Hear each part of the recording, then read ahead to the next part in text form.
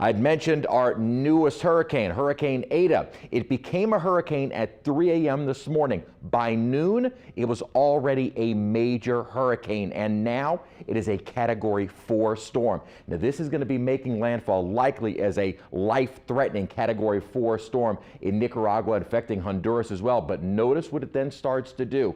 It looks like it's going to move inland and then curve back out into the Caribbean. Models, again, this is kind of the long range, but this may be something that we're dealing with in the Caribbean going into the weekend and next week, and something that we may have to watch as we get later into next week, as again, not all the models do the long range thing, but some of them indicating maybe getting into the southern Gulf. Again, this is a long way out, and something that we may watch for as, again, next week. That new storm has now placed us at 28 named storms, tying the record in 2005.